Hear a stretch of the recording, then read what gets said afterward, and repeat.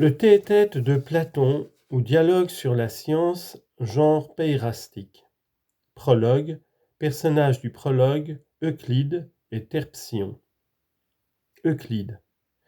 Viens-tu d'arriver de la campagne, Terpsion, où y a-t-il longtemps que tu es de retour? Terpsion. Assez longtemps, je t'ai même cherché sur la place, et j'ai été surpris de ne pouvoir te trouver. C'est que je n'étais pas en ville. Où étais-tu alors? J'étais descendu vers le port quand j'ai rencontré Théétète qu'on transportait du camp de Corinthe à Athènes. Vivant ou mort?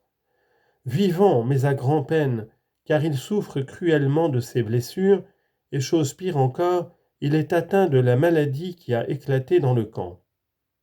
Tu veux dire de la dysenterie? Oui. Quel homme la mort menace de nous ravir à ce que tu m'annonces?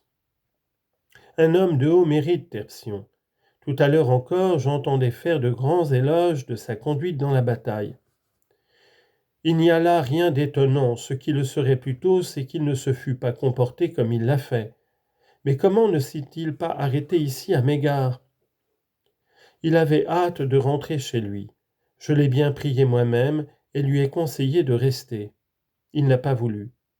Alors je lui ai fait la conduite, et en revenant ici, je songeais avec admiration combien Socrate avait été bon prophète sur bien des points, et notamment au sujet de Théétète. Si j'ai bonne mémoire, c'est peu de temps avant sa mort qu'il rencontra Théétète, encore adolescent, et qu'ayant fait connaissance et s'étant entretenu avec lui, il fut pris d'une grande admiration pour son heureux naturel. Quand je me fus rendu à Athènes, il me rapporta la conversation qu'ils avaient eue ensemble, conversation tout à fait mémorable, et il ajouta qu'il deviendrait infailliblement célèbre s'il parvenait à l'âge d'homme. Et nous voyons qu'il a dit vrai. Mais quel fut l'objet de leur entretien? Pourrais-tu me le rapporter? Non, par Zeus, non pas ainsi de mémoire, mais aussitôt rentré chez moi, je mis par écrit mes souvenirs, et je rédigeais ensuite à loisir ce qui me revenait en mémoire. Et toutes les fois que j'allais à Athènes, j'interrogeais à nouveau Socrate sur ce que je ne me rappelais pas, et de retour ici, je rectifiais mes notes, en sorte que j'ai cette conversation écrite à peu près en entier. C'est vrai, je te l'ai déjà entendu dire auparavant, et j'ai toujours eu l'intention de te prier de me la montrer. Malgré cela, j'ai différé jusqu'à aujourd'hui. Mais qui nous empêche de la parcourir à présent? Aussi bien, j'ai moi-même besoin de me reposer, car je viens de la campagne. Eh bien, moi aussi, je viens d'accompagner Théétète jusqu'à Érinéone. Je prendrai volontiers quelques repos. Entrons donc, et pendant que nous reposerons, mon esclave nous fera la lecture. C'est bien dit. Voici le cahier Terpsion. J'y ai rédigé l'entretien de telle sorte que Socrate, au lieu de le rapporter comme il le fit, réellement, converse directement avec ceux qui, d'après son récit, lui donnaient la réplique. C'était, dit-il, le géomètre Théodore et Théétète. J'ai voulu éviter dans ma rédaction l'ennui de ces formules intercalées dans le discours, quand par exemple Socrate dit en parlant de lui-même « et moi je dis » ou « et moi je répondis » et en parlant de son interlocuteur « et il en tomba d'accord » ou « il n'en convint pas ». C'est pour cette raison que ma rédaction est un dialogue direct de Socrate avec ses interlocuteurs et que j'en ai retranché ces formules. Et tu n'as rien fait en cela que de convenable, Euclide. Allons, esclave, prends le cahier et lis. Le dialogue. Personnage, Socrate, Théodore, Théétète. Socrate. Si je m'intéressais particulièrement à ceux de Cyrène, Théodore, je t'interrogerais sur les choses et les hommes de ce pays, et je voudrais savoir si, parmi les jeunes gens, il y en a qui s'adonnent à la géométrie ou à quelque autre partie de la philosophie.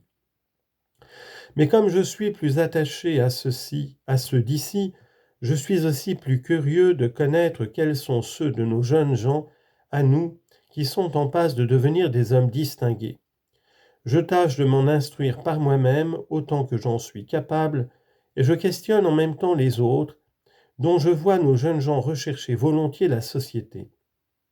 Or c'est toi qui en rassembles le plus près de toi, et c'est justice, car tu as le mérite à maints égards, et particulièrement pour ta science en géométrie. Si donc tu as rencontré un qui soit digne que tu en parles, j'aurai plaisir à l'apprendre. Théodore. Effectivement, Socrate, il est bon que je te dise, et que tu saches toi-même quel talent j'ai découvert chez un jeune garçon de votre ville. S'il était beau, je craindrais fort d'en parler, parce qu'on pourrait croire que j'en suis amoureux. Mais soit dit sans t'offenser, il n'est pas beau, et il a comme toi le nez camus et les yeux à fleur de tête, moins que toi pourtant. Aussi j'en parle en toute sécurité.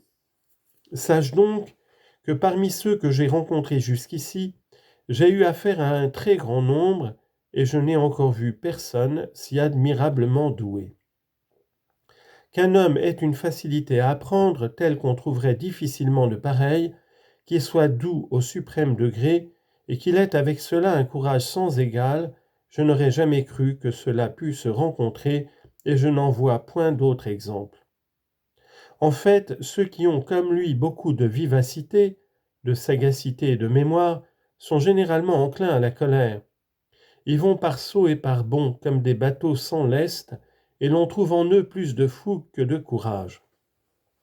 Ceux qui sont plus pondérés n'abordent les études qu'avec nonchalance, et leur mémoire est pleine de lacunes. Lui, au contraire, se porte à l'étude et à la recherche d'une allure si unie, si sûre, si efficace, avec une grande douceur, pareille à celle de l'huile qui s'écoule sans bruit, qu'on est émerveillé de voir un si jeune homme si avancé dans la science. Socrate. Cela, c'est une bonne nouvelle. Mais duquel de nos concitoyens est-il le fils? Théodore. J'ai entendu le nom, mais je ne m'en souviens plus. D'ailleurs, le voici lui-même. C'est parmi ces jeunes gens qui s'approchent celui qui est au milieu. Tout à l'heure, certains de ses camarades et lui se frottaient d'huile dans la cour extérieure, et maintenant il me semble qu'ils ont fini et qu'ils viennent ici. Regarde si tu le reconnais. Socrate. Oui, je le reconnais.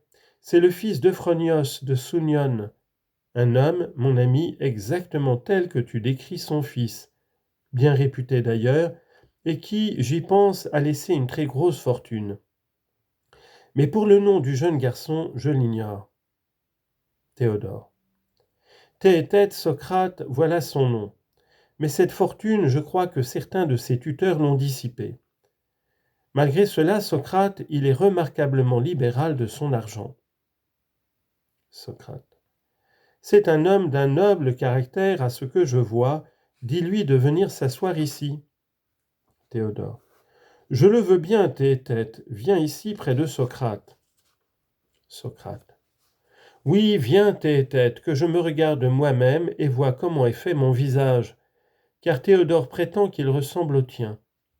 Or si chacun de nous deux avait une lyre, et que Théodore affirma qu'elles sont montées à l'unisson, le croirions-nous sur le champ, ou examinerions-nous s'il est compétent en musique pour parler de la sorte? Théétète. Nous l'examinerions. Socrate. S'il nous paraissait compétent, nous le croirions. Mais incompétent, nous ne le croirions pas, n'est-ce pas? C'est vrai. Et maintenant, si cette ressemblance de visage nous intéresse, il faut examiner si celui qui l'affirme est connaisseur en peinture ou non. C'est mon avis. Eh bien, Théodore s'entend-il en peinture? Non que je sache. Ne s'entend-il pas non plus en géométrie? Si, bien certainement, Socrate. S'entend-il aussi en astronomie, en calcul, en musique et en tout ce qui a trait à l'éducation? C'est mon avis.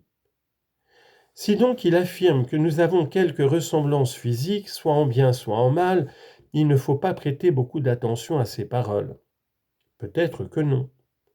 Mais si c'était l'âme de l'un de nous qu'il vanta pour sa vertu et sa sagesse, ne serait-il pas juste que celui qui aurait entendu l'éloge s'empressât d'examiner celui qui en est l'objet, et que celui-ci s'empressât aussi de découvrir son âme? Certainement si, Socrate. C'est donc le moment, chère Théétète, pour toi, de dévoiler ton âme, pour moi de l'examiner. Car sache-le, Théodore, qui a vanté devant moi bien des étrangers et des Athéniens, n'a encore loué personne comme il l'a fait de toi tout à l'heure. Son éloge est flatteur, mais prends garde qu'il ne soit un badinage. Ce n'est pas la manière de Théodore. Ne reviens donc pas sur ce que tu as accordé, sous prétexte qu'il parle pour plaisanter. Il faudrait t'en appeler à son témoignage, et il est certain que personne ne le récuserait. Aie donc confiance et ne retire pas ton assentiment. Il faut bien que je m'en rende, si tel est ton avis. Réponds-moi donc, tu apprends bien de la géométrie avec Théodore? Oui. De l'astronomie aussi, de l'harmonie et du calcul? J'y fais du moins tous mes efforts. Et moi aussi, mon enfant, avec lui et avec d'autres, que je crois entendu en quelqu'une de ces matières. Cependant, quoiqu'en général je les saisisse assez bien, il y a un petit point qui m'embarrasse et que je voudrais examiner avec toi et ceux qui sont présents ici. Dis-moi donc, est-ce qu'apprendre n'est pas devenir plus sage relativement à ce qu'on apprend? Sans contredit. Or c'est, je pense, par la sagesse que les sages sont sages. Oui. Est-ce que cela diffère en quelques points de la science? Quoi cela? La sagesse. Ou bien n'est-on pas sage en ce en quoi l'on est savant? Comment ne le serait-on pas? Alors science et sagesse sont la même chose? Oui. C'est précisément cela qui cause mon embarras, et je n'arrive pas à concevoir par moi-même assez clairement ce que peut bien être la science. Saurions-nous dire en quoi elle consiste? Qu'en penserez-vous? Qui de nous le dira le premier? Celui qui se trompera, et tous ceux qui se tromperont à leur tour iront s'asseoir et seront les ânes, comme disent les enfants qui jouent à la balle. Mais celui qui surpassera tous les autres sans faire de faute sera notre roi, et nous commandera de répondre à toutes les questions qu'il lui plaira. Pourquoi gardez-vous le silence? J'espère, Théodore, que je ne suis pas trop importun par mon amour de la discussion et par mon désir de lier conversation et de faire naître entre nous l'amitié et la familiarité. Théodore. Pas du tout, Socrate. Il n'y a rien dans cela qui soit importun. Mais invite quelqu'un de ces jeunes gens à te répondre.